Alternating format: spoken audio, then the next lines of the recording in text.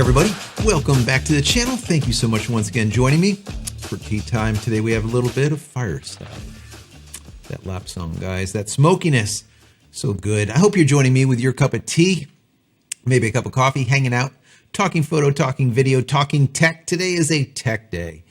Today is going to be the Starlink lightning strike aftermath video. Basically, I'm going to tell you exactly what ended up blowing up, and we're going to fix it today. So I just want to take you on this little bit of a journey with me, because a lot of people ask me, well, what ended up happening?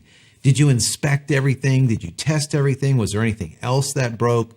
And so far, everything is good, but there's two things that blew up. And we're going to fix both of those today. Number one, it's the switch that was connected to the system itself. The switch blew up. Luckily, it was an unmanaged switch. It was kind of junky, let's say. It was an old TP-Link that was ancient. Well, I ended up buying another TP-Link managed switch. This way, we have a little bit more control over data shaping, what does what, who gets what, and what not.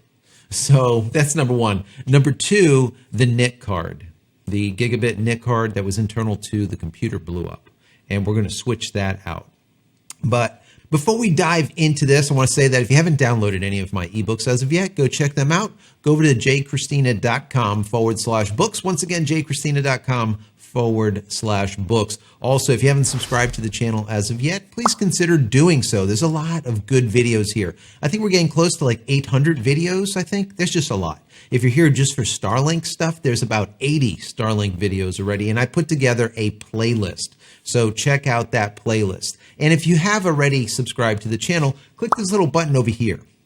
That's the notification button. Supposedly, when I go live or when a new video comes out, you will be notified of it immediately. YouTube doesn't do it. I wish they did, but they don't. If you just want to say thank you for all of my hard work, there's a little thank you button now down below that YouTube gave me. That's always cool. You can do that, or even better, become a member of the channel. That would be awesome. So I'm going to be using two different mics. Number one, I'm going to be sitting back here for a little bit, and then I'm going to go over to the table and be a little bit more remote. And at that point, I'm going to test out something that Small Rigs sent to me. You see this, guys? It's pretty cool. It's got like a connector on the back. It actually plugs in to the wall and then charges the microphones that are on the inside, which is kind of crazy. You see that? Can you see them? I don't know. Sometimes it wants to focus on me. I got to hide myself. There you go. So there's actually two different radios and a receiver. I'm going to see how they test out. Are they going to be good? Are they not? I really don't know. And honestly, it's going to be up to you to decide if it's good or not. So right now we're using the Electro Voice, the RE20. And then once I go remote, let's say, and get onto the table, because I'm going to show you hands-on of me working on the server. As soon as I do that, I'm going to throw one of these on. Now, these things actually will connect, like just clip on to the side, like lapel or right about here, which I don't like. I mean, I think it's ugly, but I'm going to use it like this because that's its intended use, or let's say the way they have it set up. But on the side, there is a little port back here for putting a lavalier mic in there. And that's probably how I'll end up using them if I go forward with these. So let me know in the comments below if these things are any good. And if they are good, if you want to check them out, I'll put a link down there also. So what I'm going to do first is we need to turn off our Unraid server. So let me bring you into my computer and I'll show you how we do this. So that's all we have to do is go to Harley, because that's what I named the Unraid server, and put in my credentials just like this. And now we're on the actual Unraid server. If you guys don't know, I did an entire video just specifically me building this Unraid server. I actually wrote a book over here called How to Create a Digital Fort Knox, Backing Up Your Digital Life.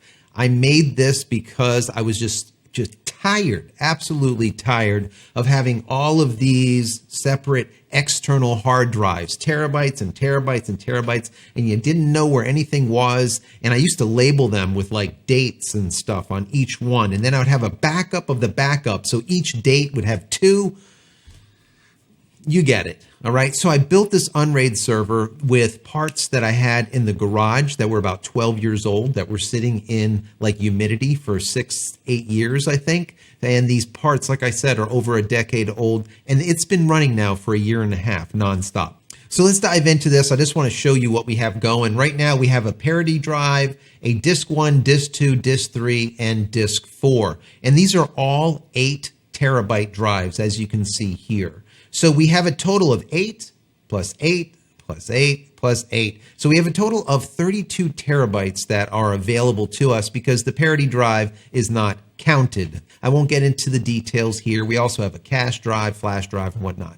But let's just say 32 terabytes. And we currently have 12.4, you can see it right here, 12.4 terabytes available. So what we need to do is to turn off the server. And to do it nicely, we want to spin down the drives, right? We want to take the drives offline first. Let's hit this. Now that all the hard drives are spun down, if we go to the top, you notice everything is gray. All the drives are gray because none of them are on. We can now come down to shut down. Do you want to shut down? Absolutely. Go ahead and shut it down. So what this is going to do, it's going to turn off the Unraid server completely. But it's doing it nicely, let's say, so we don't end up just powering it off. The Unraid server itself is on a battery backup because we don't want that to ever happen. Because when a hard drive is writing data, it is in the most vulnerable state. It is writing bits and bytes as fast as it can, and you just power it off like that. It does not finish what it's doing, and you end up with problems. You can end up with corrupt disks, all kinds of stuff. You don't want that. You want to power everything down nicely so you don't end up with any problems. That's one of the reasons why I have a battery backup on everything. Anything that's electronic, it has its own battery backup. I don't put a battery backup and then just plug like 15 plugs into it and expect it to be able to do the job. I have separate battery backups that are smaller, not so large. And matter of fact, in my last video, I think, I told you about the battery backup that I'm using. I believe it's an APC. It is very small and compact, and it has enough power to be able to handle my Starlink because I don't need power to it for hours on end. If there is a power outage or a brownout or a blackout or some kind of spike, it'll be able to take care of it for me. And if I need it to run for 10 minutes, an hour, hour and a half, it'll be able to do that too. That is enough, and it's small and compact. Whereas on the server, I have a larger battery backup that'll be able to handle that thing running and churning for a few hours, and it draws a ton more juice, obviously, because it's a server, and those hard drives take a lot of watts. So anyways, let me go ahead and throw one of these small rig mics on and move over to the server over there and start breaking it down, and I'll show you exactly what ended up blowing up and how we fix it. This thing's a beast. It weighs probably, I want to say every bit of about 50 pounds. All right, so like I said, this is the TP router, and this is completely fried. All ports do not work anymore. So this was the first thing, this is the first casualty, let's say, from that lightning strike, the lightning that hit the Starlink antenna. The other thing that died, I found, was inside of the unit itself, which was the NIC card. Luckily for me, instead of using the NIC that's built into the motherboard, that gigabit connection for your Ethernet, I ended up buying a NIC adapter, an Ethernet adapter instead. And it was just simply a card, a PCIe card. And I installed that. And that is what ended up blowing up. So, thankfully. So what I did is I ended up buying another one. It looks kind of like this. Can we see that? Maybe. Does it focus on it? The lighting, like I said, is horrible. But I bought another one. Gigabit NIC, it is cheap. These things are like 20 bucks or something. So what I'm going to do is I'm going to take this apart real quick and we're going to stick this in. I just want to show you the unit itself, just so you can see it. Now, let me pull this off. There we go. Wow, it's a little bit dusty. So we have fans everywhere. These are like 120s. I have a 120 here, 120 here, 120 down here, another one here. And then on the inside, I have another 120 that blows across all of the internal hard drives. So it's a bunch. So these are those little quick connects. So you don't even need a screwdriver anymore. Years ago, you would have like a little screw and you would screw the things in. I forgot that I don't need it. So here we go. I'm going to pull this out and you can see what it looks like. And here it is. There it is, guys. We have any light on there? Maybe. Can we see it? Maybe. This does not work at all. That means neither the 10 base, 100 base, gigabit, nothing. Nothing works on this at all. Let me just see if there's any burn marks or something on here. I don't see any. I thought I would see one of these blown up, and no, it just simply doesn't work. Anyways, what we're going to do is we're going to chuck this, and we're going to put another one in.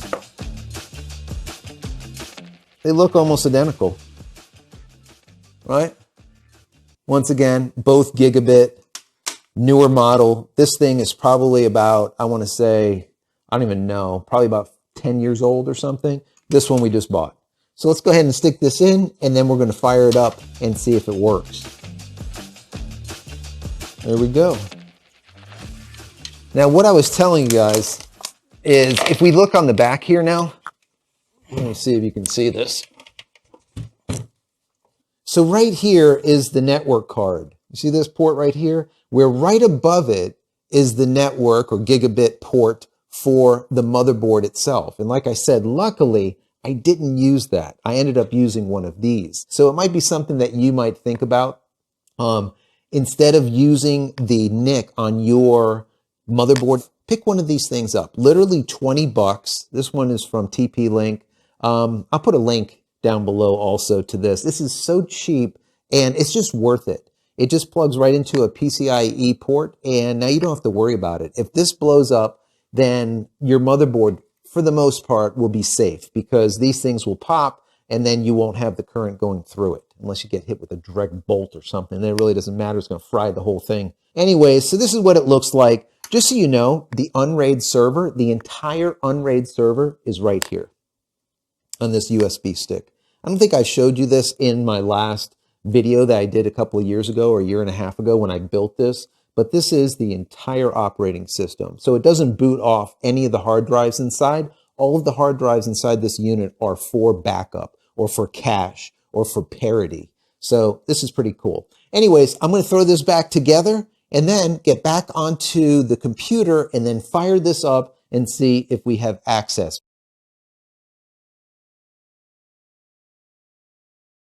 We're back over to the other side of the studio. Now, let's go ahead and see if this is working. Now, once again, I've plugged the network into the new NIC card instead of the motherboard, which I was using temporarily until I got that NIC in. So let's give it a shot. Let's see what it looks like. We are signed in. It is booted up. I see that we have green on all of these. We see we have the parity drive is on. Drive 1, 2, 3, and 4 are all on. We just need to come down here. Do you see where it says stopped? The actual array itself is currently off. What we need to do is just click start, and it will fire things up so that we'll be able to access our files. What this means is that NIC card in the computer, number 1, is working. Number 2, this means that the NIC card that was there that blew up, it didn't go any further than the NIC card. In other words, the energy or the electricity or that juice or that spark didn't pass the network card at all. I was thinking to myself, this might not work if it ended up blowing up that PCIe port, that slot in the motherboard. Well, obviously it didn't. So once again, this is working and we have everything fired up. I have full access. So this is good. This is really good. My suggestion to you, seeing what ended up happening with this Starlink strike, all right, I would suggest a couple things. Number 1, I would suggest that you ground the Starlink dish itself. Now, I've heard people telling me that, listen, you should be doing that anyways. I didn't do it because when I was reading about it, Starlink says that it is grounded already. And while it is, the mount kind of isn't. So what I think I'm going to do is I'm going to pound like an 8-foot copper rod into the ground right next to where the Starlink antenna is. And then I'm going to run a wire from the mount, from the metal. I'm going to screw it into the metal of the mount, and I'm going to run that down to that copper rod to ground the system. The other suggestion that I have, and I think that it's quite apparent by what happened here, is that if your motherboard has a NIC card built in, if it has that Ethernet port built in, and you have access to that computer, the internals of the computer, buy one of those NIC cards. Like I said, it costs like less than 20 bucks.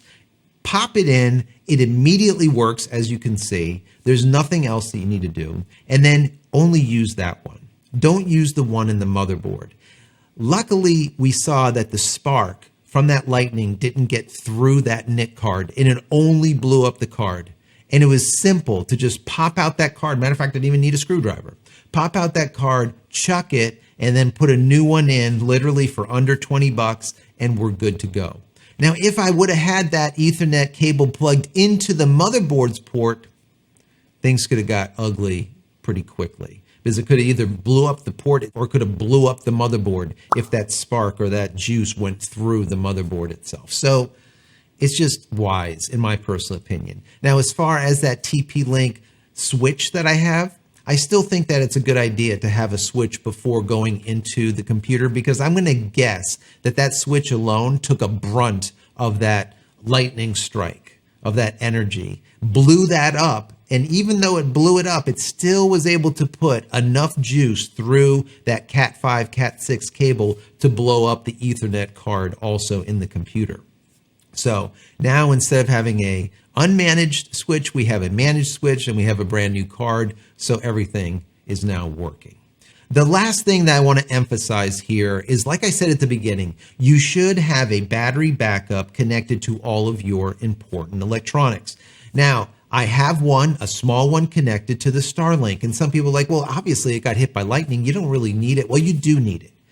The thing is that a lot of people don't understand that if there's a brownout or some type of spike or blackout, even if it's for 1 second, and Starlink router goes down and there's no more connection, it needs to reboot and then reacquire the signal and all of this crap. It might take 2 or 3 minutes to do so.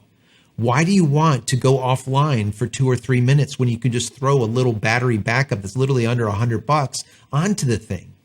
Just do it, guys. Just do it. It is smart to do. It is safe. It's wise. Just go ahead and do that. I put a link down below for the battery backup that I'm using, the really small one. The reason, like I said, I use that small one for Starlink is because it's small. It is enough for Starlink, period. I don't have anything else connected to it. And like I said, I like doing that with all of the battery backups. I'd rather have a multitude of small battery backups compared to just one massive one. Anyways, that's it for today. I hope you enjoyed this video. If you have, please throw it a thumbs up. Don't forget to subscribe to the channel and click that button over here so when I go live or when a new video comes out, you will be notified of it immediately. But we don't really know if that actually happens. We hope. We hope. YouTube, fix it.